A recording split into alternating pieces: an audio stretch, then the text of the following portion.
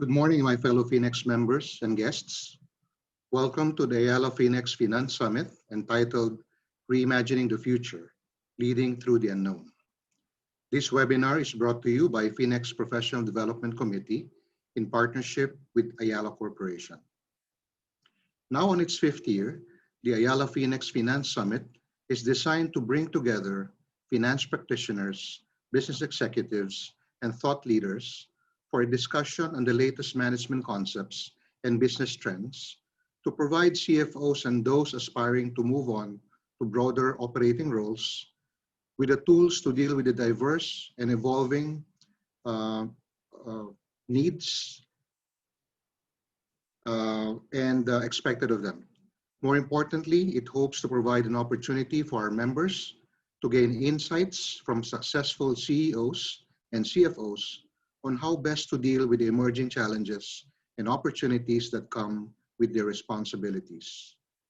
This morning's session is the first in a series of talks that will delve on a topic that has defined business thinking over the last couple of years, given the rapid changes in the environment that have transformed the way businesses are conducted in this volatile, uncertain, complex, and ambiguous world. These changes have caused massive disruption in business models and have forced companies to reinvent themselves or face obsolescence. Today's COVID-19 pandemic has further exacerbated the situation and has accelerated this pace of change and transformation in ways no one could have ever imagined. Navigating through these uncertainties and challenges and adapting to this next or new normal in a low-touch economy has put tremendous pressure on businesses who now need to recalibrate their strategies and plans as they pursue the path towards economic recovery. We will start today's session with an opening prayer to be followed by the singing of the national anthem. Please bow your heads and join me as we recite our opening prayer. Father God, all glory, honor and blessing, all power and might, all praise and thanksgiving be to you, Abba, Father, to us all. We stand on your word, declaring that when we call upon you, you will answer us and be with us in distress. Our deliverer and healer, we seek your protection for our families and all of us from the scourge of COVID-19 and all manner of disease and affliction. We pray especially for our health workers who tirelessly perform their duties at great risk to themselves. We pray for all of us co-workers in the business community that we may perform our tasks with greater diligence in these difficult times to serve each other and our country in solidarity and spirit of social responsibility.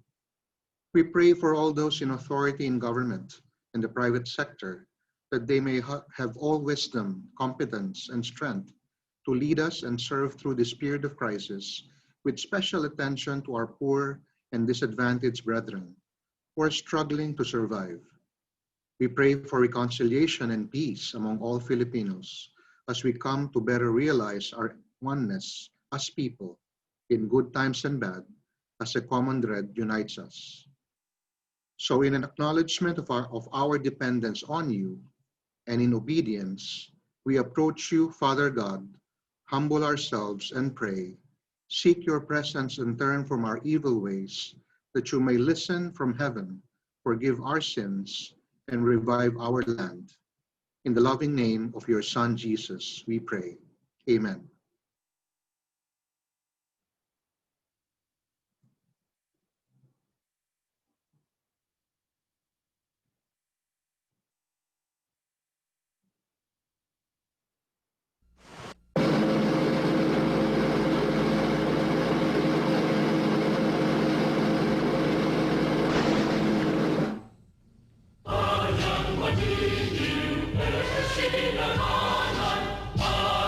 Ayala-FINEX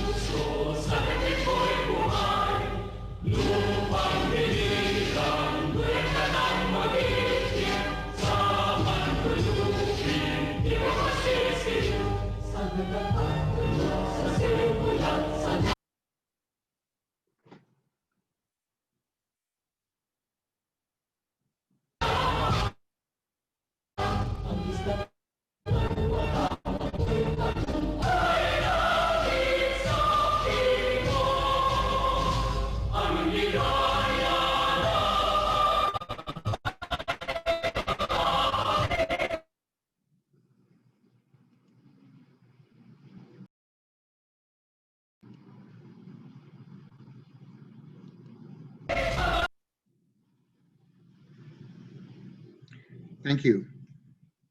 May I now call on our Phoenix President and CFO and VP for Finance and Treasurer of Pilipinas Shell Foundation or Petroleum Corporation, Mr. Jose Jerome Jeng Pascual III, for his opening remarks. Jeng? Thank you very much, Jimmy. Good morning, Phoenix colleagues, our friends from Ayala, distinguished guests, ladies and gentlemen. Welcome to the 5th annual Ayala-FINEX Finance Summit entitled Reimagining the Future, Leading Through the Unknown, brought to you by the Ayala Corporation and the Financial Executives Institute of the Philippines and organized by the FINEX Professional Development Committee. Over the past 6 months, we have heard people say, we are living in unprecedented times, we don't know what the future holds, or we are facing a crisis of uncertainty. Indeed, no one can accurately predict the future, but I believe we can all certainly prepare for it. The company I work for is part of a global multinational corporation that has been at the forefront of scenario planning. Over the last 50 years, the Global Shell Scenarios team has been exploring critical uncertainties of the future and asking the what-if questions that encourage leaders to expand their perspectives and consider what the team calls alternative memories of the future. We have developed a number of long-term scenarios spanning many decades ahead, beyond current realities, looking at global megatrends, bringing different understanding and perspectives into a coherent whole. These scenarios are not predictions of the future, but rather future alternative possibilities that are discussed and developed with governments, think tanks, and other interested stakeholders to inspire new insights and bring them to life through the thinking and actions of leaders and key decision makers. It is then that those future possibilities become promising realities. In the Philippines, we also have highly admired corporations that take a long-term view on the economic prospects and growth potential of the country, that look beyond the current unknowns, develop their own scenarios, and are transforming their businesses in order to thrive in a yet uncertain future. We are very privileged to have with us this morning a very much respected and globally recognized Filipino business leader who is at the helm of the Ayala Corporation and is reimagining the future of the Ayala Group. I'm very pleased to welcome Mr. Jaime Augusto Zobel de Ayala, our keynote speaker for today's summit. He is joined by a distinguished panel of reactors, respected business and finance leaders themselves, who are also my esteemed Phoenix colleagues. Ms. Gemma Cheng, COO, CFO, and Treasurer of the House of Investments Incorporated, Ms. Arlene May Guevara, Chief Investment Officer of Philam Life, and Mr. Wilson Tan, Chairman and Managing Partner of SGV & Company, Ernst & Young Philippines. The discussion and open forum will be moderated by the well-known, seasoned broadcast journalist and Executive Director of the Makati Business Club, Mr. Coco Alcuaz. At this point, I wish to thank the PDC Chair, Ned Guseco, Liaison Director Omar Cruz, Past President Jimmy Ismael, the Professional Development Committee, and the Phoenix Secretariat for organizing this 5th Ayala-FINEX Finance Summit in partnership with the Ayala Corporation. And I would like to thank all of you for being with us today. I wish you all an insightful and enlightening forum, one that could help inspire us to reimagine and actualize a bright and hopeful future for the Filipino. Please continue to take care of yourselves and each other. Thank you, Jeng. Before I introduce our keynote speaker for today, let me advise everyone that if you have any question, you may use the Q&A button, which can be found at the bottom of your screen. The moderator will cover them during the open forum. Our guest speaker today is Mr. Jaime Augusto Zobel de Ayala, or JASA as many call him. He's the Chairman and CEO of Ayala Corporation. There is no better person than JASA to talk about reimagining the future, as the company he heads is the oldest business house in the Philippines, having successfully navigated the many challenges brought by the years since its formation, as well as the disruptions since the 1800s, by continuously reinventing itself and pioneering the future through the many firsts that the company has introduced in its various business undertakings. JASA holds the following positions in publicly listed companies: Chairman of Globe Telecom, Integrated Microelectronics, Bank of the Philippine Islands, and Vice Chairman of Ayala Land, Manila Water, and AC Energy Philippines. He is also the Chairman of Ayala Retirement Fund, AC Industrial Technology Holdings, AC Ventures, AC Infrastructure Holdings, and Asiacom Philippines Incorporated. Co-Chairman of Ayala Foundation and Ayala Group Club, Director of Alabang Commercial Corporation, Ayala International Private Limited, AC Energy, Ayala Healthcare, Light Trail Manila Holdings, and AG Holdings. Outside of the Ayala Group, he is a member of various business and socio-civic organizations in the Philippines and abroad, including the JP Morgan International Council, JP Morgan Asia Pacific Council, and Mitsubishi Corporation International Advisory Council. He sits on the board of the Singapore Management University and on various advisory boards of Harvard University, including the Global Advisory Council, HBS Board of Dean's Advisors, and HBS Asia Pacific Advisory Board, which he chairs. He is Chairman Emeritus of the Asia Business Council, a member of the Global Board of Advisor of the Council on Foreign Relations, and co-vice chairman of the Makati Business Club, chairman of Endeavor Philippines, and board member of Eisenhower Fellowships. He was awarded the Presidential Medal of Merit in 2009, the Philippine Legion of Honor with rank of Grand Commander in 2010, and the Order of Mabini with rank of Commander in 2015 by the President of the Philippines in recognition of its outstanding public service. In 2017, he was recognized as a United Nations Sustainable Development Goals pioneer by the UN Global Compact for his work in sustainable business strategy and operations. The first recipient of the award from the Philippines, he was one of the 10 individuals recognized for championing sustainability in the pursuit of the 17 Sustainable Development Goals in business. He graduated with a BA in Economics, cum laude, from Harvard College in 1981 and obtained an MBA from Harvard Graduate School of Business in 1987. Ladies and gentlemen, I now present to you Mr. Jaime Augusto Zobel de Ayala. Thank you very much, Jimmy, for that very kind introduction. Also to Jen Pascual of FINEX, thank you kindly for this invitation. To all the members of the board of FINEX, to the different panelists, Coco, pleasure to have you here. Thank you so much. You know, I have to congratulate all of you as well at FINEX.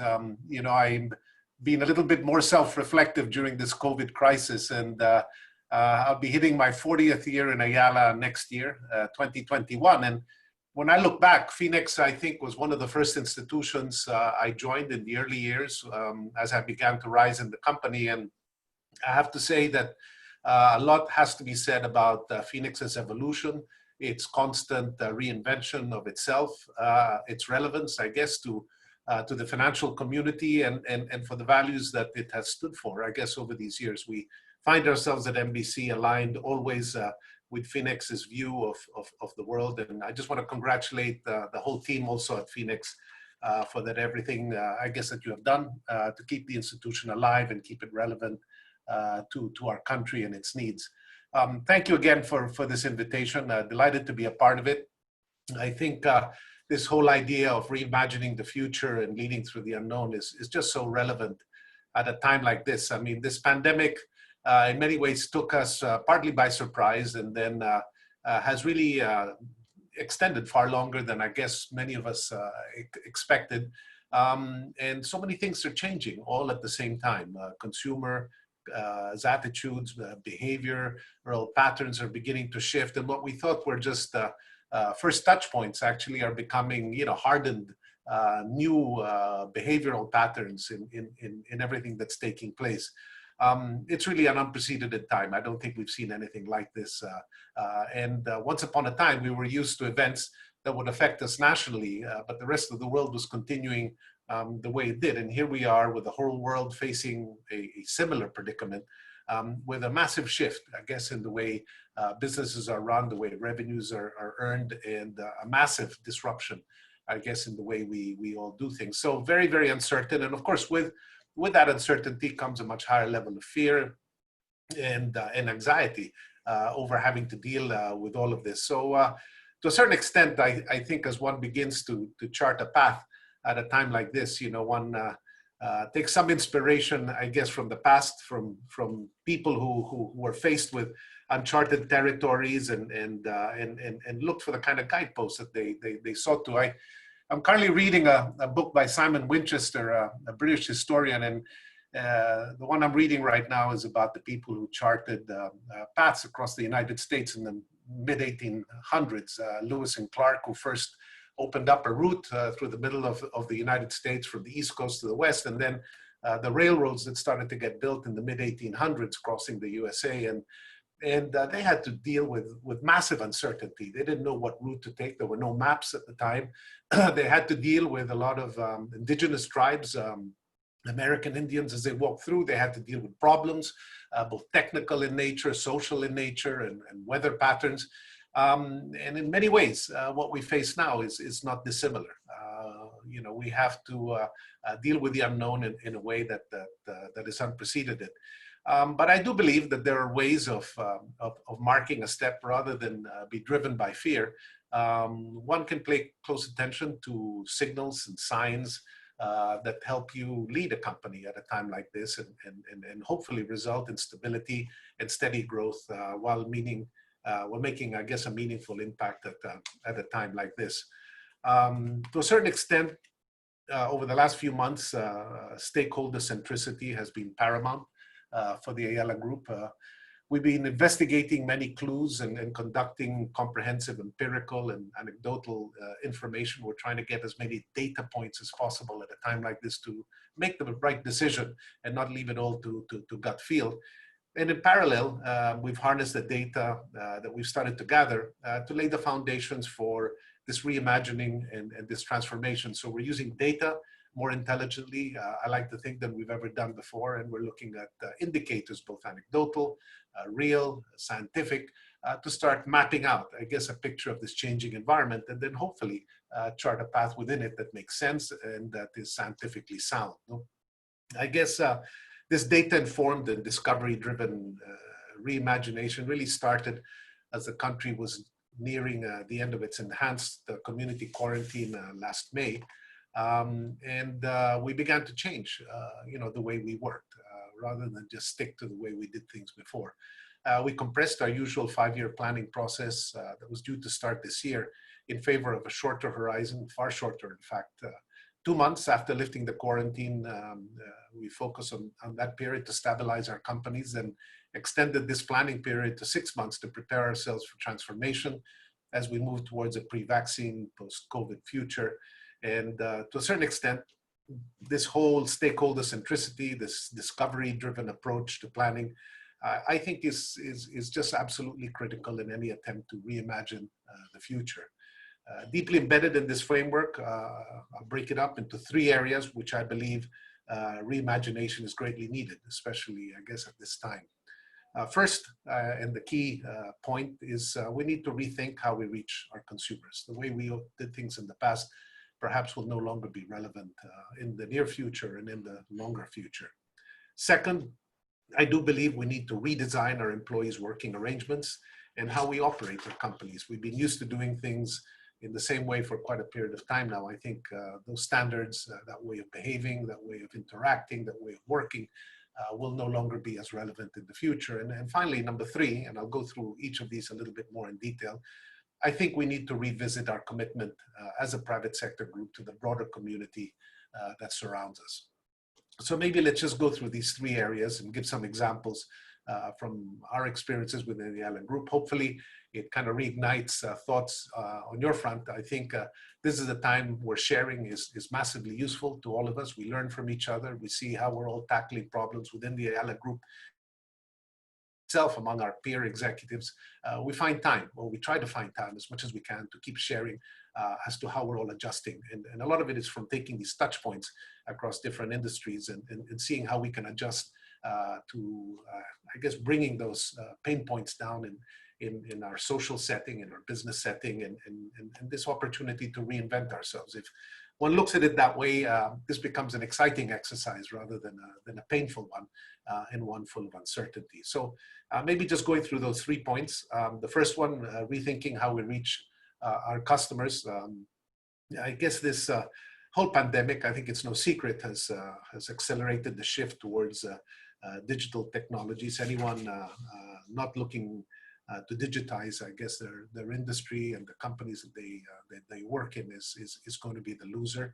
Our various touch points within the Ayala Group have allowed us to see broad trends and changing preferences among consumers. We keep measuring them much more accurately and much more intensely than we have in the past.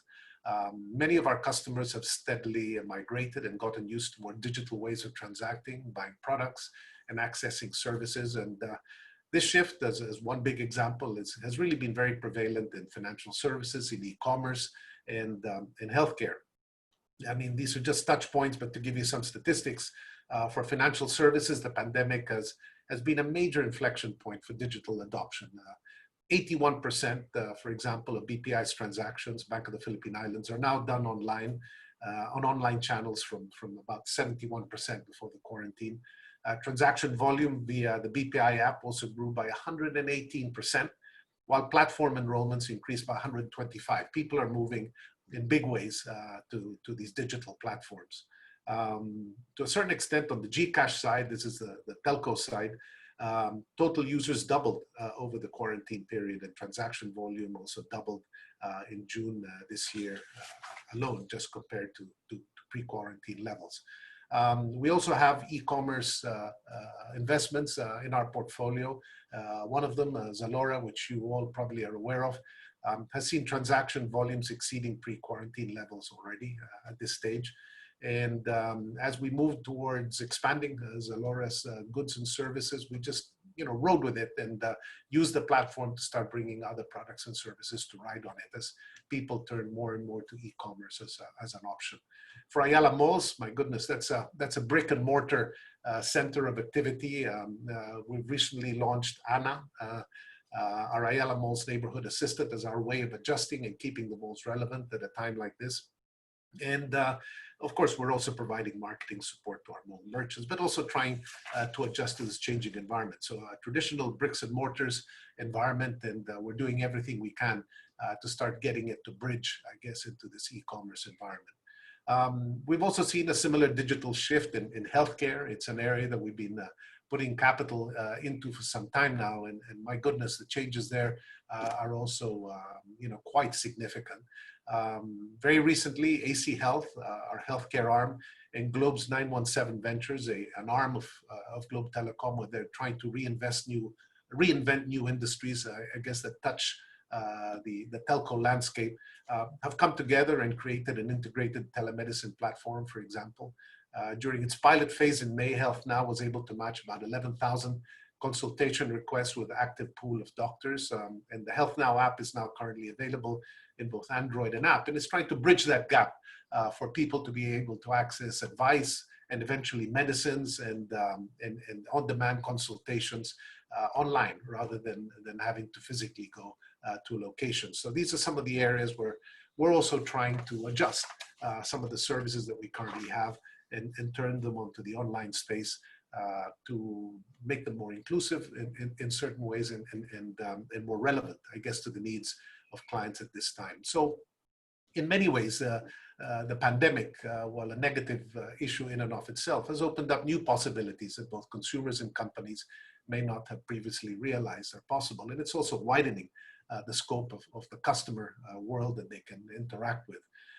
So that this shift towards digital, this preference for seamless transactions and purchases and the increased focus on health and wellness, I believe these are trends that won't change as we move on. They're part and parcel of our lives now, and they're going to get sticky. I think there will be a new way of how we see ourselves, our health, and the interaction we have with many communities. And to a certain extent, if you reflect on the formation of what we call Globe 917, it was an independent team, and this might be relevant to all of you, that we put up in Globe to basically look at how the evolution was beginning to take place in industries that were touched upon by the telco industry and by the digitization of many products and services. We put a whole group of people around it. We provided specific leadership precisely to get them out of traditional ways of thinking and get them focused on reinventing whole new industries that were affected or rode on the telco infrastructure that we have. So one idea, I guess, for all of you is, sometimes you can't use the existing organization for that reinvention. Perhaps you've got to create independent groupings within your institutions to think things through and reinvent themselves. But there's a lot now that can be used in the infrastructure that we have now in the country to do that. And we all have to adjust to the changing nature of the way customers are behaving right now. I mean, just take the malls in particular within our group. Only about 20 to 25% of the volume of people that entered our malls in the past are currently re-entering. That's a very much lower number because people are either scared, they can't get transportation. So you can't sit back and just complain. You have to adjust to that changing nature. And some of the reinvention that's taking place in our malls group, I gave some hints about it earlier, are part and parcel of our adjustment to that. It's useless to sit back and say, I wish the world wasn't like this. The world is changing and we all have to adjust to it. And so that's the way it works on the way we're beginning to analyze the customer with far more detail. As I move to the second point, the redesigning of how we work and operate, this is going to affect, again, all of us. We have to really see how this digital transformation is affecting the way all of us communicate and work. I guess more important than having new tools and gadgets is institutionalizing, I guess, among our employees, a new mindset of agility, of curiosity, of experimentation. The way things worked before won't be the way things work again in the future. And so there has to be that flexibility in the kind of people that we have to be able to adjust to that uncertainty and then hopefully thrive within it. So to a certain extent, these big changes are happening, and to a certain extent, we've forced, I guess, significant progress as well in our own digital transformation as an institution, and as we look forward. To be frank, we started on the digitization journey some time back. We came up with a framework, the one that you see, I guess, in the screen in front of you, back in mid-2019. That was our first pass at this, and there have been major developments in this journey as we proceeded, including the establishment of our AC Analytics. I've mentioned that analytics have become part and parcel of the way we're trying to create more data-driven decisions and more scientifically based decisions as we move forward. So the formation of AC Analytics was part and parcel of our beginning to harness, I guess, more important information on the customers that we were seeking to serve. We put up an active fund. It's close to $200 million fund, precisely to take advantages of shifts that were taking place in the market and new opportunities with these radical shifts in the customer, technology, and industry. And finally, we have a couple of other ventures that we're beginning to fund to take advantage of the disruption taking place. So to a certain extent, this whole COVID-19, while negative in many ways, is getting us to reinvent the way we work and the way we interact. And to a certain extent, we've had to drastically revisit the way we do things. Like many of you, during the onset of ECQ, and this is back to the work side, we adopted a structured work from home arrangement for the majority of our 50,000 employees group-wide to keep them safe while leveraging online tools to keep everyone engaged. Around 38% of our total workforce continued to work from home as of August 26. We also partnered with online learning platforms, Coursera and Degreed, two internationally renowned institutions, to provide our employees continuing learning and retooling opportunities in both technical and special interest topics. It's just a chance for them to keep learning and adjusting to this changing environment. Our leadership team, myself included, my brother Fernando, TG Limcauco, who's here today, our CFO, and the rest of our group management committee, have also overweighted a lot of communication with our communities of executives and employees at this point in time. There's just a need to really talk through issues at these time of uncertainties. And that's one thing we've been doing significantly more than in the past in this new work environment.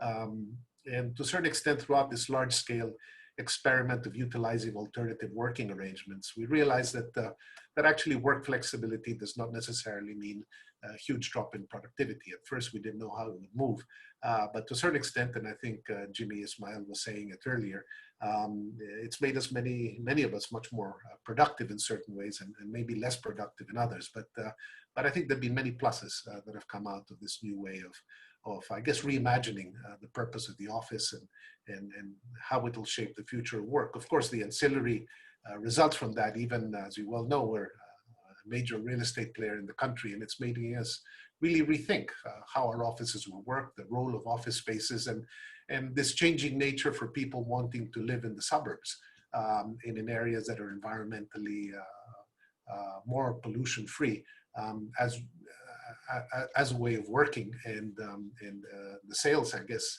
within the real estate group are beginning to reflect these changing consumer as well on that. So this whole revisiting of the office is taking place. To illustrate, over the last few months, we've been conducting, I guess, extensive research and consultations on the feasibility of a hybrid work arrangement for our employees and making this relatively permanent in our group. We're applying the principle of outcomes-based evaluation and task-based approach to where work can be done. For example, for tasks that require focus and concentration, such as writing and research, perhaps a work where most productive approach probably would be most productive. Meanwhile, social activities, team meetings, town halls, and tasks that require face-to-face interactions, such as collaborative projects and mentorship, again, should be done in physical offices. But there are ways of splitting all of this up, and we're beginning to think them through in concrete terms rather than just impulsively and in a reactionary way. So reimagining the future of work is just one element, I guess, of this larger digital transformation journey that's beginning to take place. And as it stands, redesigning the relationship between work and the office already requires a high degree of openness, of flexibility, of trust in the institution that you're working for. There is a need for balance in these discussions, particularly in taking into consideration different corporate cultures, the nature of roles and functions, and as well as, of course, government regulation in the field that you're in. And so finally, I move on to a third point. So I talked about the customer effect. I've talked a little bit about the work environment that we have and the changes taking place there. And finally, I think we should all revisit our commitment to and our role in society at a time like this. Massive disruption, manage upheaval, a whole shakeup of the inclusive nature, I guess, of the environment we're in and how many people are getting displaced. And I think all of us within the private sector have to take a new look at our commitment to and role in society. And so among the many challenges that we have in this pandemic is a new kind of anti-establishment movement. We're seeing it globally, and the increasing doubts on the validity of globalization and the capitalist system. Ironically, this is happening, in my opinion, more in the developed world than it is in the developing world. But I think we've been a net winner in the globalization arena. But the developed world, many jobs have been lost to countries like ours. And there's a lot of rethinking about whether the capitalist system is the one that they want to hang their hat on. And amidst these developments, I believe there's no better time than now for all of us in the private sector to seriously revisit, I guess, and renew our commitment to and our role in society.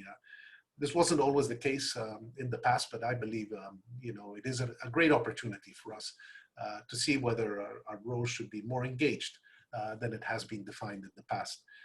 I am a firm believer in the capitalist system. Let me just say that up front. It's created a robust and interconnected ecosystem that has led to increased competitiveness for all of us, better products and services, game-changing innovations, a massive creator of jobs, and I believe a lifting of entire nations out of poverty. It's an extraordinary system. However, as with any system, it is imperfect and can be corrupted if it doesn't have the proper guardrails. I believe that all of us who have found success from the system should also carry a strong sense, perhaps, of responsibility to build and strengthen the institutions that will prevent massive inequities from taking place. I listened to a great talk by former Vice President Al Gore of the US last night. It was organized by GIC, the state fund out of Singapore.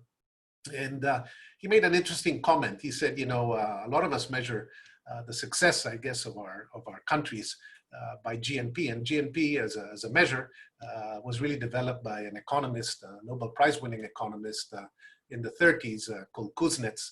And this was kind of the pre-Bretton Woods era. And he kind of put it forward as a way of measuring growth. But he said at the time, ironically, you know, GNP should not be seen as the only measurement in seeing whether you know, a country is succeeding or not. It's just one touch point, one measurement. Ironically, even though he said that, GNP is how we measure, I guess, the success of all our nation states now.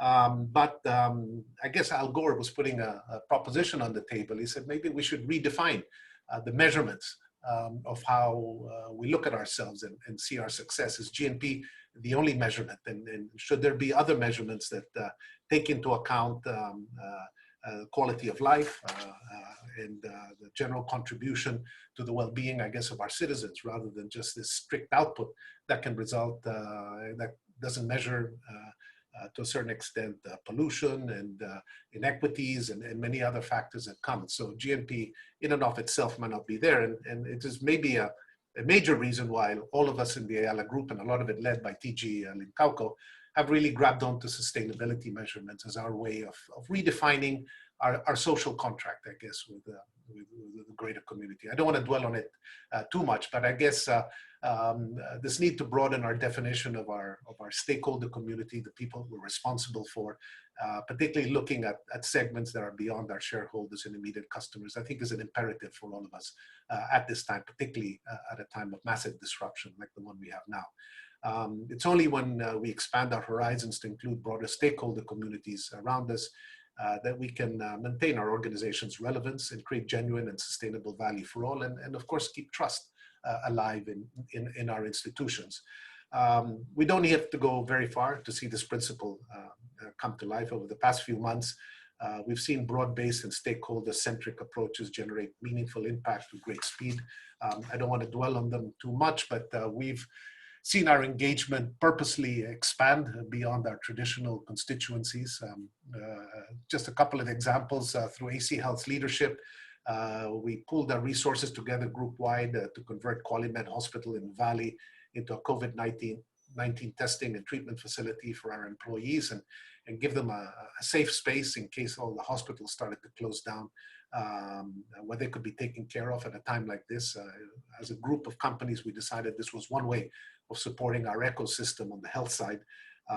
AC Health, a new team that we have, done a great job. We have double degree MBA doctors there that helped us think through all these issues, and they've used their skill sets as well to re-educate other companies that have sought our services. I think Project Ugnayan, another project where we brought together peer groups, an initiative about 270 private organizations to address a massive pain point. The economically vulnerable in Greater Metro Manila is something that we got very involved in and helped push. And I like to think that ended up helping over 2.8 million families or 14 million individuals. And lastly, we all came together for a COVID-19 response called Task Force T3, which was our way of contributing to revamping, I guess, the whole testing environment in the country. I don't want to dwell on all of these. Main point I guess I'm making is that this is a time where all of us have to come together as peer groups to address pain points. And there's kind of a renewed social contract that I think we all have to develop as private sector groups and be far more engaged in addressing pain points in our society. And that also leads perhaps, and I hope, more public-private engagement, I guess, across a variety of different fronts, where both the public and private sector start to basically blend and come together in helping address these big pain points that we have. So at the end of the day, I guess revisiting our role and renewing our commitment to a broader set of stakeholders is all about building trust and goodwill within a community. And I think to a certain extent that will lead to an institution's relevance and longevity over time. So let me just emphasize that creating shared value is not just the task of the private sector, but also let me just say that equally important is the role of the public institutions and the role that they play, particularly in establishing an environment that is conducive to business succeeding and giving back to the community. This is a two-way street, and the public sector also has to create a framework that allows us all to do this in a way that is progressive, in a way that is impactful, and in a way that is fair, as we all like to see ourselves. So private institutions, I believe, can do good if they do well. And this requires, in many ways, a commonality of purpose between peers and partners and progressive policies enacted by the public sector. So bottom line, let me close, and I know we have a panel. I think we have a golden opportunity to actively shape the future that is fast approaching. Leading through the unknown requires reimagination, guided by the many signs and clues around us. There are signs, and if we listen, we use data, and we get a pulse of how things are changing, the world becomes far less uncertain, and we start to see ways that we can begin to shift and change. And in summary, we need to rethink how we reach our consumers. We need to redesign our work and the way our companies operate. And finally, we need to revisit and renew our commitment to our stakeholder communities. I'd like to make, before closing, a last reference. I listened also to a talk given by our former Secretary of Finance, Cesar Purisima. Gave a talk at AIM 2 days ago, and he gave a great talk, giving perspective, I guess, to this whole crisis. What I liked about his talk were many components, but at the end, and I'll quote from him and I take from him, what I liked about his talk is at the very end, he gave some very positive notes of reinvention, of where the world is shifting and changing to. And if we embrace it, it creates a whole range of new opportunities that we now have to reinvent ourselves and break out of traditional paradigms. He mentioned 10 points at the end, and I make reference here to what Cesar said. He talked about digitization, which I've talked about remote work, about the green economy and the changes taking place there, about telehealth, about infrastructure investment and public-private partnerships, about education. That's a whole other field that's changing. About ASEAN centrality and supply chain shifts, about the rethinking of our social contracts, something I've touched on, the revisiting of corporate values, and again, as I've said, the changes in consumer behavior. 10 points. I guess what's important about what I'm saying and what Cesar said in his AIM talk is that this is also a time of great opportunity. And if you can get your organizations to look at this as a time of reinvention, then you really have a chance to participate and be relevant to the future. Anyway, thank you very much for this opportunity. I hope this has been useful in some way, and I look forward to our dialogue with the panelists. Thank you again. I hope I didn't go on for too long. Thank you, Jaime, for the very interesting insight and for sharing with us Ayala Corporation's vision on how to reimagine the future. It's also very, very interesting to note that the group has adopted a very broad definition, looking at the stakeholders rather than on a broader scale rather than just the shareholders. So we will now hear from our panel of reactors on their impressions on our theme for today in our keynote speaker's presentation. Each panelist will have 5 minutes to present their reaction, which will be followed by a panel discussion to be led by our moderator. Let me introduce them all at the same time in the alphabetical order as well as in the sequence of their reaction. Our first panelist is Ms. Gemma Cheng. Gemma is the Executive Vice President, Chief Operating Officer, Chief Financial Officer, and Treasurer of House of Investments. Concurrently, she is also the Chief Financial Officer of iPeople Incorporated. House of Investments, as you all know, is the holding company of the Yuchenko Group of Companies for non-bank and non-insurance businesses. iPeople is the education business of House of Investments with Ayala Corporation as a partner. Gemma has a diverse background, having been involved in insurance, banking, education, and real estate with Citibank, Malayan Insurance, and SM Investments as past employers. a magna cum laude in economics graduate of the University of the Philippines in Diliman. She also holds a certificate of special studies in management and administration from Harvard University. Our next panelist after Gemma is Ms. Arlene May Guevara. Ian, as we call him, is AIA Film Life's Chief Investment Officer. She also holds various positions in other organizations within and outside the Film Group.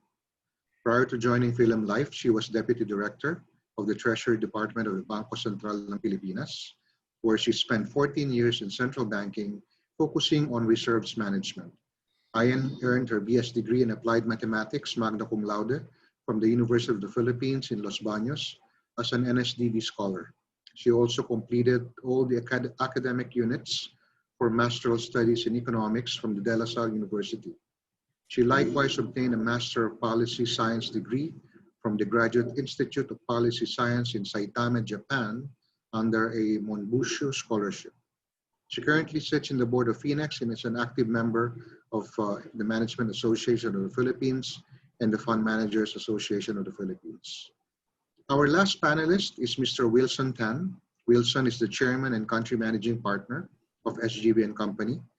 Throughout his career, he has served in various leadership positions in SGV and Ernst & Young.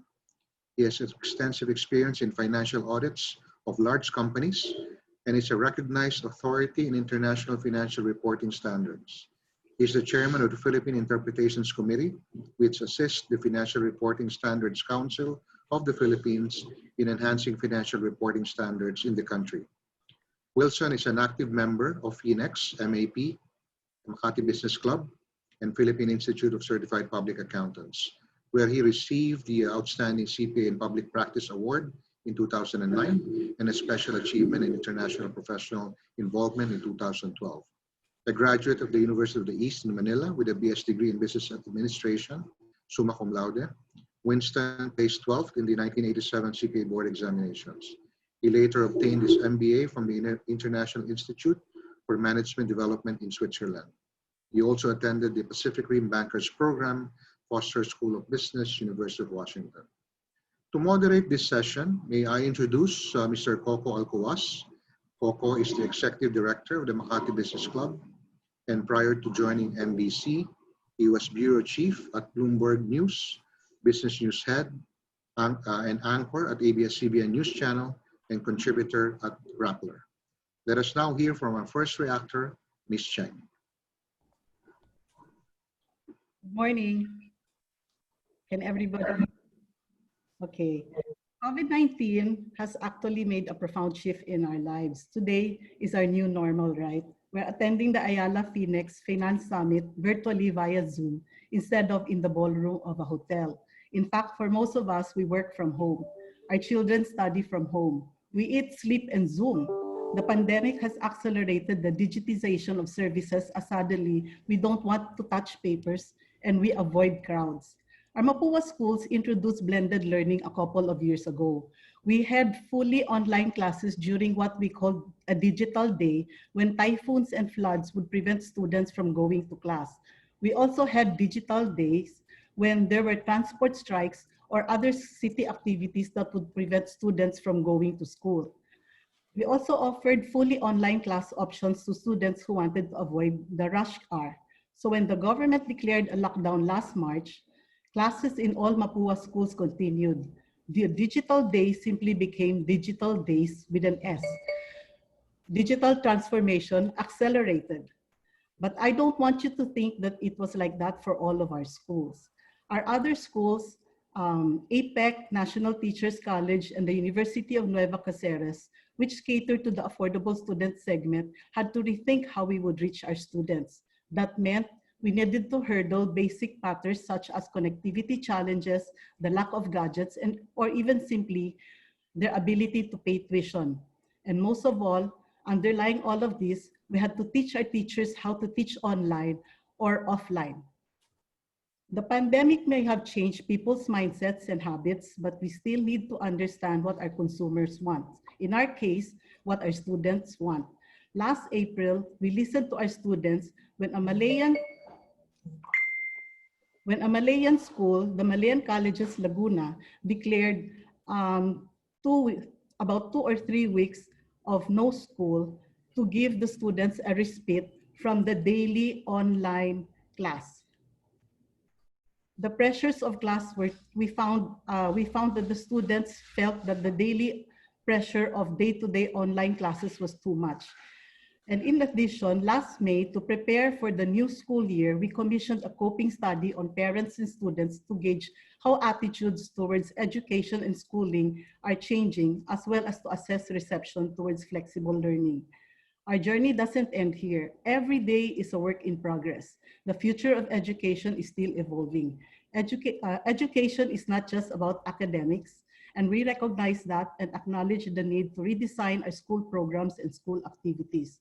There may be a niche market for fully online courses, but we think the future normal will likely be blended learning for tertiary education. We will listen to our customers and we will continue to listen to them because customer psychology will drive market behavior. Thank you.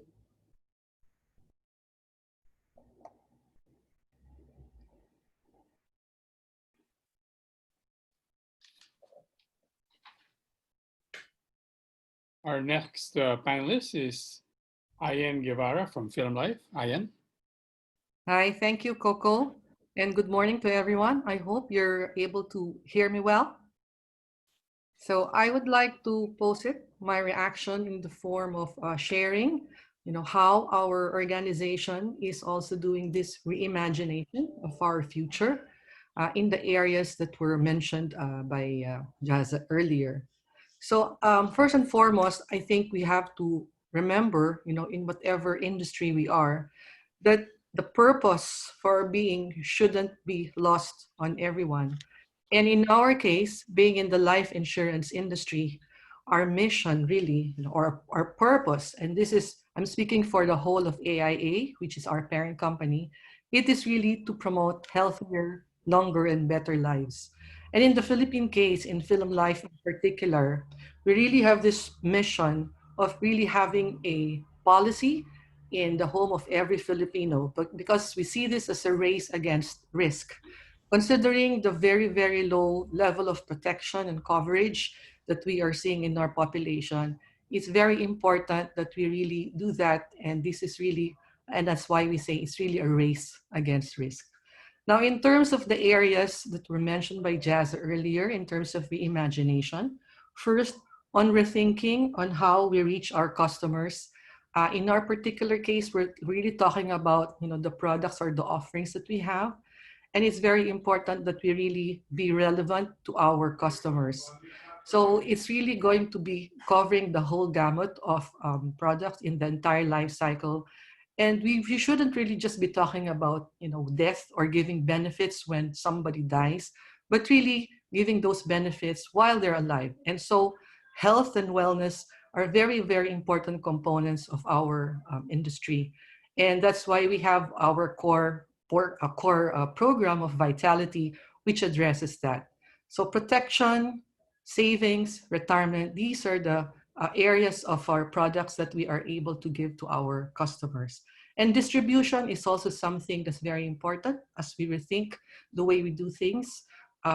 Like for example, in the conventional distribution of agency, whereas before we would do face-to-face selling, in the new pandemic situation that we have, we are still able to do that by doing online selling.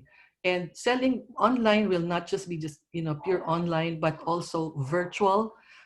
It's not face-to-face, but a virtual kind of communication with our customers. So that's also one way that we are able to do that. And the entire customer experience will really have to be rethought and looking at the different channels where we can have touch points with them all along the entire journey from the time that they think about what to buy in terms of the product and actually purchasing the product and giving after sales service to them all the way to the point when they already make claims. So the entire customer journey will also have to be rethought. In terms of redesigning how we work and operate in our organization, maybe like most other companies, we are also employing work from home right now. and this is something that we've also embraced. I do know that there is a telecommuting act that hasn't really gained traction, but because of this situation that we are in right now, it has kind of forced the issue on us, and we're seeing that we're able to make it work because we have the proper tools, we have the connectivity, and in all probability, the new normal will really be something already very different from what we had in the past, where everyone was really expected to be in the office. There will be new ways, and that maybe the configuration of workspaces will be more towards an agile type of working. And in terms of revisiting and renewing our commitment to our communities, this is another area where resilience and sustainability is a major part of our organization. ESG, environment, social, and governance, are very, very important words in our organization, not just in AIA, but also in Film Life. And pre-COVID, I would say that the greater focus was probably on environment, but more and more with what we are experiencing right now, the S part of it, or social, is gaining more prominence. We have to think of our people, how they're working, those sectors that have been affected, the vulnerable sectors, loss of jobs, and all these things. So it is something that will gain more traction in the coming days ahead. Now, on governance, this is another area which I think we shouldn't really be left out. We are also mindful of following the corporate governance scorecard as advocated by the ASEAN. And in all of these, we think that really sustainability and resilience is the path to go for all companies moving forward.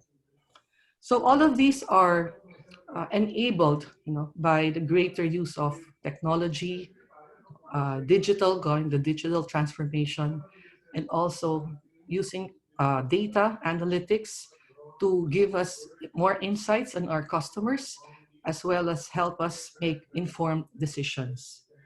And underpinning all of this, I would say, is financial discipline, particularly in the case of life insurance, where people entrust their monies to us and where the payouts will happen in the future. It's very important that we practice financial discipline all throughout.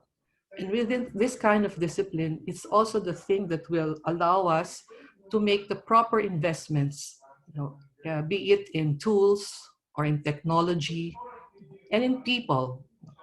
And with this kind of investments, that will really enable us to reimagine our future and lead through the unknown. Thank you. Thanks very much, Ian. Our final panelist is Wilson Pan from SGV. Wilson. Good morning, everyone. Good morning, Jaime. Coco, just let me know if I'm breaking up. Again, thank you, Jaime, for sharing your insights and strategies on how the Ayala Group of companies is forging ahead to reimagine and reframe the future. I know you have quite a precious time, and thank you for sharing your time with us this morning. But you're spot on that in these challenging and unprecedented times, it is more important than ever for the Philippine business community to share its collective wisdom and learn from each other on how we can all move forward as we reimagine what the future of the working world will be like. Let me start by saying that Ayala's stakeholder-centric approach in navigating this crisis is both practical and indeed inspiring, and your commitment to serving your stakeholders and responding to the changing needs of our country remains steadfast in spite of the very restrictive conditions. And your collaborative, data-driven approach is quite strategic, scientific, and yet very humane and compassionate. One of the most relevant points that our speaker made was to leverage on digital transformation to better reach and engage our customers. In fact, in a recent EY survey, it showed that companies leading in digital transformation were generating significant financial value from technological advancement. These are the companies that are committed to build a transformative culture. And our speaker made good points on how we as business leaders need to identify and adapt to digital and technological platforms to better serve our customers, our clients, particularly in the areas of digital finance, retail, and telemedicines. And these are indeed growth areas for the future. And all of us have seen the exponential usage of digital platforms to move goods, to shop and make financial transactions during this quarantine period. And consumer behavior is changing rapidly, and especially in a very much consumer-led economy like the Philippines, where consumer spending goes, that will basically where the economy will go. And we can expect this trend to continue for the foreseeable future, and digital will likely be the way to drive long-term value for most companies. The challenge, as one of the points also our speaker mentioned, is ensuring a seamless digital experience for clients, a digital customer journey that remains consistent and engaging at every step, from acquisition to conversion, and thereby promoting brand loyalty in the long term. Another significant point that our speaker made is on how we are implementing the future of work in our respective organizations. And I like Ayala's innovation mindset approach. It's an excellent example of how companies can utilize online platforms to ensure people engagement, because in order to keep pace with this uncertain world, values like agility, curiosity, flexibility, trust are crucial, and innovation is the way to enable them. Similarly, we in SGV have leveraged on our operational agility and digital platforms to engage our people and connect with our clients as we deliver services in this time of pandemic and restrictive condition. As early as first week of March, we activated our crisis management team to provide guidance amidst the very fluid and unpredictable circumstances that were unfolding then, to implement safety protocols during the outbreak, including alternative work arrangement, and to oversee the rapid shift in our operations. We tried to come up with a lot of communications internally, even externally, activities to bring back a sense of normalcy and to assuage the growing anxieties among our people. And note that all this happened during the peak of our operations. It's audit busy season. Indeed, this pandemic has required all of us to learn how to manage health risks while reinventing the way we work and operate. And our esteemed speaker said, work flexibility does not necessarily mean a huge drop in productivity. And perhaps the more challenging part, and I heard Jaime also alluded to it also, is given the remote work arrangement, how do we ensure that the company purpose, values, work ethics continue to be embraced and embedded in our hearts, our people's hearts and minds, especially in a firm like SGB, where, as you know, the attrition rate would be high. We'll be hiring a lot of people every year. I also would like to commend our speaker in their swift response in dealing with the immediate impact of COVID-19. I think the Ayala Group's numerous initiatives have made a significant difference in the lives of our fellow Filipinos. Of course, the Ayala Group's commitment to social responsibility is well known, and their wide-scale response to this health crisis, from medical protocols, facilities, to food aid to millions of Filipinos is truly inspiring. I remember one time we sat down with their healthcare group just to gain some insights on how to augment what we are doing in SGV. What I do like is the collaborative approach also taken by the group, partnering with various religious sector and other concerned entities, whether corporations, organizations, families, or individuals. And this demonstrates one key learning about this pandemic, that we're all in this together, that the only way we can overcome this is through our collective will and meaningful action. In closing, I'd like to reiterate our speaker's sentiments on the importance of building a robust ecosystem. Wherein the public and private sector must collaborate to develop the right strategies to deal with this pandemic. We can't do it alone. The private sector will do its part as good, responsible, and compassionate corporate citizen, creating goodwill. But we also need the public sector to support us with reliable infrastructure, consistent policies, and conducive business environment. And our speaker is right when we all have an unprecedented opportunity to drive meaningful change and reframe our future, and let us make the most out of it. Again, thank you once again to our speaker, Jaime, for giving us his precious time and insights this morning. Thank you very much, Wilson, and of course to Ian and to Gemma as well. We have some very good questions here. We have about 20 minutes for this, so I'll go through the questions and I'll try to collapse some of them into each other. Many of the questions, not surprisingly, are about digital, and some participants like Rodora Lugay, Kathy Bachoco, and Teresa Ramos raised similar points there, as did all the panelists. And Gemma, for example, talked about digital days at Mapua, and that's a very interesting idea that I guess semi-prepared them for this. Could I ask first to Jaza, how do you, and all of them talked about not just study from home, but work from home. Could I ask Jaza, and then maybe after that, if Gemma has a comment, I'll turn to her. How do you measure work from home productivity in this kind of environment? What kind of challenges has that posed? That's a great question. First, Coco, before answering, let me thank Hema, Arlene, and Wilson for their thoughtful engagements. Each three represent different industries, but the way they look at the problem and the way they look at reinventing their own position within their industries are precisely, I think, the way we should all be adjusting. So thank you to all three for the insightful comments. I think it's in these dialogues that we all learn from each other, and picking up from what you have all said in the insurance business and in the accounting profession and in the educational profession. These are all great ideas that I've taken note of as well.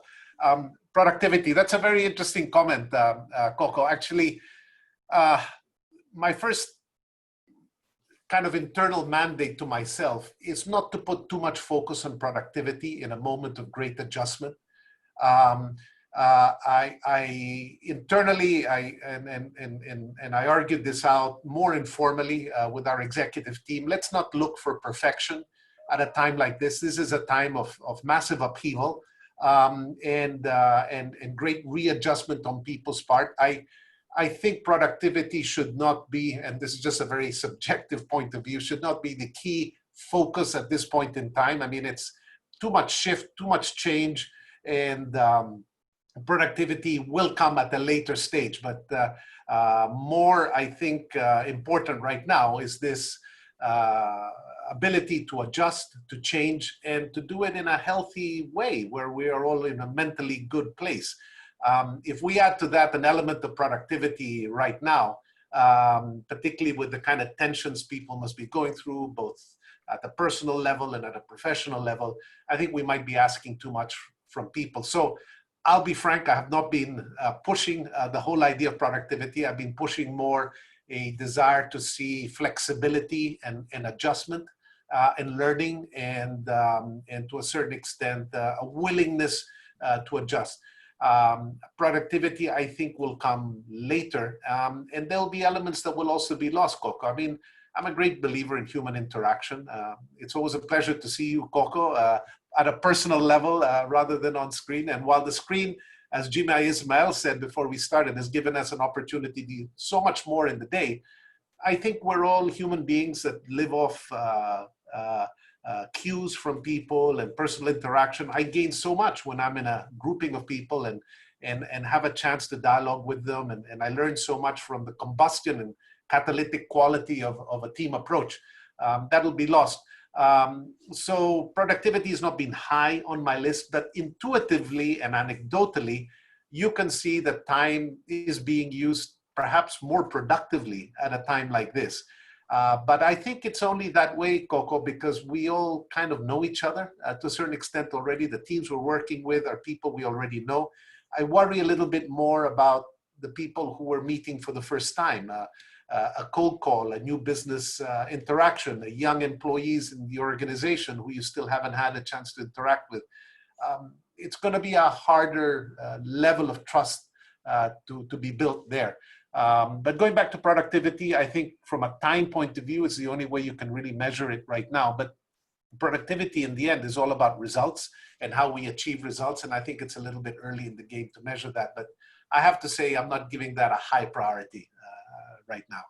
Thanks. So that's a direct answer to Rodora Lugay's question about measuring productivity during work from home. You mentioned new customers, new employees, new clients, etc., and how you get a dynamic with them. And Wilson touched on that when he talked about SGV having a high attrition rate because you hire so many every year. And the question that Wilson had posed there was, how do you keep the culture or even inculcate the culture in the new ones? What are you doing in that front, Jaime? Yeah, I think, Wilson, that's such a valid comment, and one that's going to be relevant to all of us. The one area that I think I have changed my personal behavior, and I'm sure the teams I work with, TG especially here and Jimmy, communication is at a whole different level. Communication is generally there when you run an organization, but over the years, you kind of adjust to certain patterns. Then you find some way of dealing with the formal and informal. But I've had to ramp it up significantly. At the start of the crisis, our group Mancom, which used to meet once a month, started to meet daily. I mean, that's a radical approach to communication. And we needed to get a pulse from each other. We needed to get a feel of what was happening on the ground. And we had to learn from each other. We were all working in uncharted territory. And my instinct was, let's meet daily at the end of the day and get a pulse. Of course, we could do it relatively easily because of the virtual nature, but we needed to have this interaction. That, of course, then loosened up. It became twice a week. It's now once a week. This is at the group executive level. And then we basically have town halls, virtual town halls with the organization across Ayala Group once a week now, where anybody can ask any question. We tell them what's happening on the health side and what initiatives we're instituting. I think communication is being made easier, but I think also has to be ramped up at a time of change like this. That would be, I guess, my suggestion. Thanks very much. Wilson, could I ask you in 1 or 2 minutes to respond to what are you doing to make sure, not so much the guys who are there already, but the guys you're bringing in? You're in mute, Wilson. Well, it's fortunate that in SGB 3 years ago, we refreshed our purpose. No? As you know, more than 3 years ago, our founder died. So we sort of really refreshing our purpose journey. And we've been communicating a lot on what is our purpose, okay, how do we cascade that to the existing employees, as well as how to onboard the new employees. So we're high on that. But really, there are a lot of, as Jaime said, there are a lot of meetings. I remember during the height of the lockdown, I activated the CMT, the crisis management team. We would meet even sometimes twice a day, any time of day, even weekends, because the crisis management team is really to respond to the current crisis, while my ExCom would respond to how we deliver our service at the time, because it's the peak of the busy season. So I tried to split the role. The crisis management team is to respond to the immediate need, while the business as usual, the ExCom will deliver on our commitments to our clients. But so right now, for the purpose journey, we're initiating new programs like the high performing team, just to make sure that we work in teams cohesively despite of the remote work arrangement. So we have a number of initiatives with respect to driving home and inculcating our purpose to our new employees. Thanks very much. I'll turn to Gemma, who raised a good point about while Mapua was able to address some digital issues relatively quickly, I guess the more on the affordable education segment, there were more difficulties there. So some kind of digital divide. Could I ask Gemma to elaborate a bit on that, and I'll turn to Jaza to ask how, as the business sector and maybe as a society, we can address that digital divide. Gemma? Yes. Oh, well, Gemma, before you answer that, could I ask you, did you also go into a daily session or twice a day? almost daily. So Wilson, so far you're the exage one. We have to have more than 5,000 individuals working at the peak of the busy season, so they're quite anxious at that time. So it is right. And FINEX would know that this did hit during reporting season, so that must have been a disaster. That must have been a big challenge for you. Okay, Gemma, go ahead. It was definitely very challenging, especially at the beginning, because everybody had to contend with, the changes, the arrangements that had to be made when we went on lockdown. And then all the schools, right? So just like Mr. Jasa said earlier, we went through a assessment period, and then what we did was we then analyzed and tried to understand what are the needs and challenges of all the students. And basically, especially when it comes to the CDE market, they don't have the capability. They can't even afford internet, or worse, the gadgets, right? Fortunately, we were able to solve that in different means. We actually came up, our various schools teach in 3 ways: synchronous or asynchronous, or even modular. Modular can mean even the most basic. Remember correspondence courses before? We brought that back again.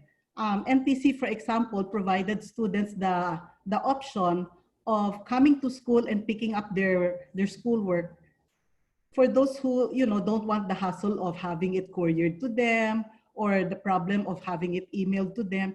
Well, email is obviously an option. It continues to be an option for students who have that capability. One of our schools, University of Nueva Caceres, for example, is even willing to send the student the USB, just so they can go through their lesson plan. It's basically that. But we must recognize that the telecom companies did help. They offered packages for students, like 399 for 10 gigs, things like that. Yeah. Thanks very much, Jim. I'll turn to Jaza, and you don't need to restrict yourself to education, Jaime, but this digital divide that is obviously there, how do we as a business community or even as a society even begin to address that? Yeah, it obviously, Coco, the opportunity there to reach far more people from an educational point of view is there. The negative, of course, is it's very reliant on the kind of infrastructure that we have to create for the country. I would view this as a tremendous opportunity. I think the institution that Gemma works for is massively progressive on the educational front. I've just been so impressed. We are joint venture partners, but the way the organization has adjusted and the work they had done prior to COVID in creating an online learning environment that they're now expanding on has been very special. But the only way to really make sure, I guess, that people are not left behind, it's really a mixture of a variety of different people. Number one, the providers of infrastructure, like the telecom companies, have to go to a whole different level of engagement in providing help and facilitating, I guess, that process. I think the government has a role to play as well, and perhaps working hand in hand with the telecom players to fill in the pain points in the infrastructure that perhaps are lacking. There's not everything that's possible for the telco companies. And then the educational institutions themselves have to go through a massive rethink. I mean, I'm sure Gemma is living this on a day-by-day basis, but teachers have not been prepared for an environment like this. There will be insecurity at the teachers' level about their ability to be relevant in an online course. I personally think they'll be far more relevant. It's just that they have to be retooled and changed, and the way they interact with the students will have to shift. And then finally, of course, there's the financial component of readjusting. Not everybody has prepared themselves in the schooling system to work from home and pay for the internet and all the rest. There needs to be, society really has to come through. And that goes back to the main point about the broader stakeholder responsibility, Coco, that I mentioned at the beginning. I think all of us have to work together to address these pain points. There is a much greater need now for a public-private engagement, and for all of us to work with other sectors to address these needs as a community. All of us in a way have to hold hands, address pain points in any way we can, and rather than work as opposing forces, see if we can address these pain points together. Inclusiveness and the people being left out is a big danger of the capitalist system we have. And I think that's why I was arguing, and I think Wilson argued about for it as well, that we have to expand, I guess, our level of responsibility to perhaps stretch out to a broader community than we've traditionally been used to in our academic training. Thanks very much, Jaza. Gemma also touched on the different ways the group tried to get lessons to the the students. I had forgotten the term correspondence courses until this morning. And I think that touches on what Jaime was saying earlier about it's not the productivity, but the flexibility and the ability to adjust. And maybe we'll come back to that a bit later on. I'll turn to Ayan now. And actually, I want Ayan and Jaza later to respond to a question from Ambetiero from Accenture. And it's a question that is also raised by people by participants like Roland Ruiz, who asks, where do we start, how and where do we start rethinking our approach to things? And Ambe asks from Accenture, could the panelists cite examples of reimagination, reinvention, whether products or services from their companies or their peers or their respective industries that have inspired or surprised them? And Ayan talked about being a life insurance company that has to spend a little bit more time than usual on health issues. So could I turn to Ayan for that? Yes, thanks, Coco. I did mention earlier that distribution is a core part also of our business.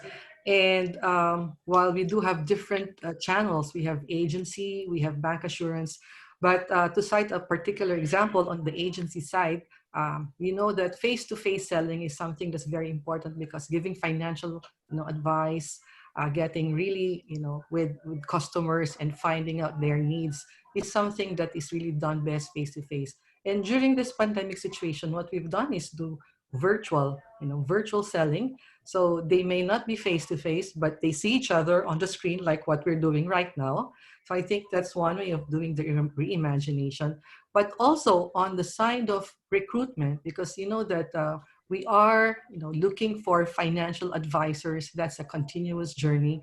And in the process of this kind of recruitment, we are able to do that now online. Whereas we will do, again, maybe in a hotel where we will be present the business opportunities for would-be financial advisors.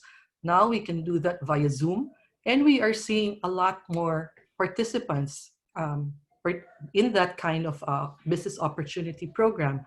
And not only that, I think what it does is because we know that a lot of people have been displaced during the situation where we're on quarantine, a lot of jobs have been lost. And this is now giving a lot of people an opportunity, to try to go into being a financial advisor. So we are also expanding the net and at the same time allowing ourselves to have more opportunities to reach out to those who may be interested to do this. And in terms of the background, we're not really looking at particular credentials or skills. It's really something that I guess at the end of the day will be on the part of the person if they're really willing to go into something, because training will definitely come in. So that kind of reimagination, I think, is happening, and it's going to be a win-win, I think, not just for us, but also for those people out there who may be looking for opportunities, and maybe this is the time for them to venture into life insurance. Thanks very much for that pitch. Jaime, you obviously oversee a whole slew of companies in different industries. If you try to look at it now and try to think about or try to remember how your different executives have started to rethink their businesses, are there any lessons there or examples that you would hold up for how others might do the same? I think it takes, it's so hard, Coco, because we've all been used to doing things a certain way, and we've created value in our institutions by following certain formulas. And then you get hit by something like this. I think all of us have the capability to change, Coco. I think we all have the imagination to reinvent. It's just not always easy. So you take a group like our real estate group, of which Jimmy is a part of. I mean, we built a lot of bricks and mortars to cater to entrepreneurs to be able to sell their products, right? And that has worked so well for so long. That formula could change. Now, I still believe that you can really cater to the needs of that community that we've curated over the years, the tenants that basically use that physical space as a way to sell their products and services to a customer who wants it, by adjusting to this new reality in new ways. But that will need us to give them perhaps more services than they've been used to in the past. I mean, Where do we hold inventory? Do we set up logistics for them to deliver? Do we engage them and bring them into websites and do that for them? A lot of these are smaller and medium-sized institutions that have not had to think all of this through. But that's exciting at the same time. But it does need a fundamentally new way of looking. And I guess all of us as organizations, we have to look out, are the people we're working with willing to reinvent and change? Or are they stuck in a certain view of the world? I think all of us will have to assess our organizations and give a little bit more power and authority to the imaginative types, the ones who are willing to work a little bit and think outside the box. I think there's a role for everyone in an organization, but we should overweight the ones with a creative mindset, a willingness to take risk, and the willingness to fundamentally change. And if maybe they were pushed down in the past, perhaps we should elevate them at a time like this. You know, it's a time of change. It's a time of reinvention. And we should celebrate individuals who are comfortable dealing with that uncertainty at a time like this. I think that's where organizations are going to have to shift. But people at the top will have to make calls on those kind of people and giving them more room. And organizations can get a little rigid at times. People fall into certain patterns. All of us now have to, you know, be willing to give new license to people to work. As I said earlier, Coco, I'm not spending a lot of time on encouraging productivity. I'm spending more time in encouraging creativity and out-of-the-box thinking. Jaime has agreed to give us a couple of minutes extension, so I'll ask this last question. It has to do with workers, Jaime. And from the get-go, I think within 1 week of the crisis, Ayala told its employees and also its contractors and contractuals they don't have to worry, at least indefinitely or for a while. Obviously, things have changed since then, and there's a clearer picture that we all have about our economic viabilities. What kind of guidance would you give to the people in this group when they have to think about, and this is a question, this comes from a question by Maria Teresa Rodriguez, about retention and attrition, and what kind of employee initiatives can be put in place at this time of pandemic. Obviously, some people will lose their job, many people have lost their jobs.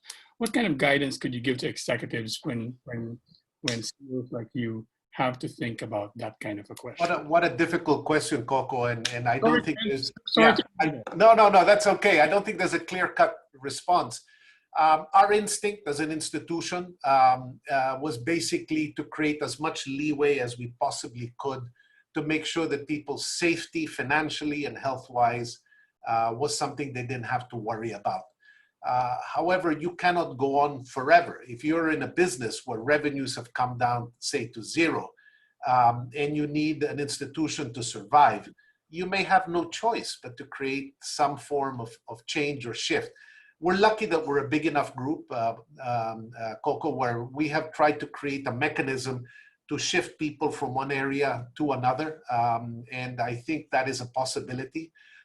Perhaps for the smaller institutions, we should create a pooling of expertise to be able to allow people to move from one area where perhaps the job is increasingly difficult to sustain to one where there is an opportunity.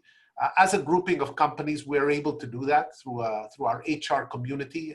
They've gotten together and, for example, people have moved out from some traditional banking roles to the insurance space where there's been demand in our insurance group. We've been able to do some shifts and retooling there. The same thing goes for other areas, but perhaps for the smaller institutions, and perhaps there's a role for groups like FINEX and MBC and the like to maybe create hubs where we can have an exchange of information on where new jobs are being created, where old ones are disappearing, and allow some movement to take place. We are organisms that have to survive. It's a very competitive world out there. I think all of us should do whatever we can to create a buffer to support our employees. But if it's fundamentally going to make your business unviable over the medium to long term, you may have no choice but to make adjustments in the employee force past a certain point in time. And that's maybe where we all can act as a community to help each other in this preservation of jobs in one way or another. Thanks very much, Jaime. And if that can be an initiative of the different business orgs, we'll be very happy to work with FINEX, of course, on that. With that, thanks, Jaime. And I'll turn over now to Jimmy Ismail for the closing. Jimmy? Okay. Coco, thank you very much for ably moderating the panel discussions. We've had a lot of interesting exchange of ideas, a lot of interesting questions from the audience that fleshed out more and more the ideas, the theme that we have for today. Our guest speaker and the discussions that followed highlighted the need to reimagine the future as a means to ensure business resilience and sustainability in today's VUCA world, as they say, which is currently being further disrupted on a very massive scale by the COVID-19 pandemic. And to lead, and as Jasa pointed out earlier, to lead in the unknown under this environment, there is really a need to be sensitive to the changes that are happening as they affect our key stakeholders, which requires also very extensive research and data-driven analysis to guide the design of new business models that we have to create, improve our products and services, and enhance the level of stakeholder experience. This stakeholder-centric approach is very much aligned with the stakeholder capitalism, a popular management theory in the 50s and the 60s that focused on the needs of all constituents, not just shareholders. Spurred by recent financial crisis, alarming effects of climate change, and social challenges such as rising inequality, the movement is gathering additional steam.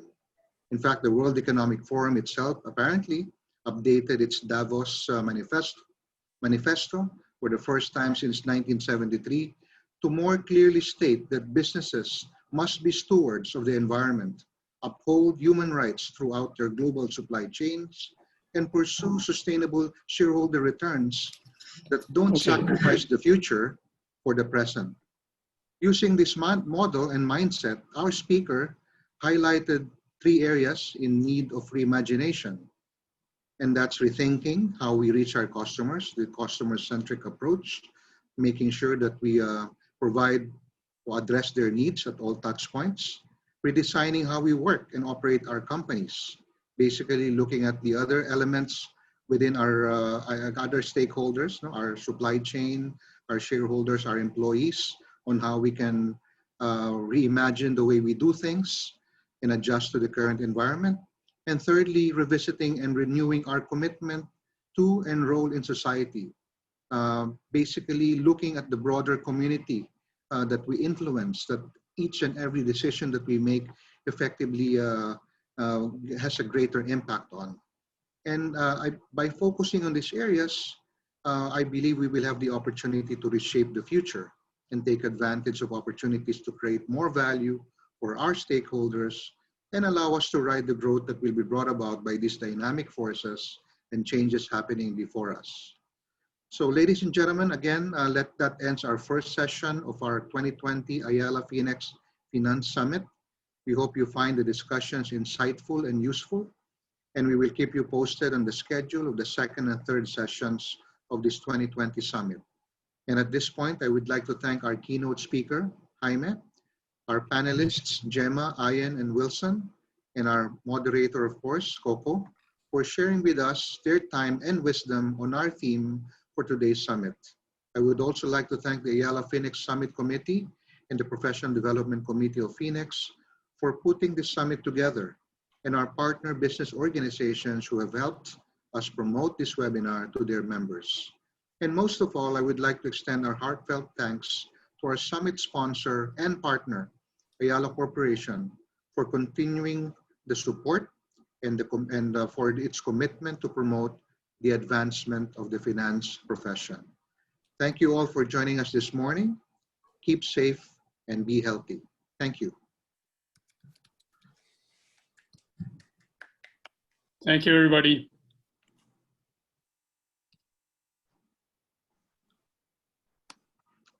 Thank you. Thank you. Thank you.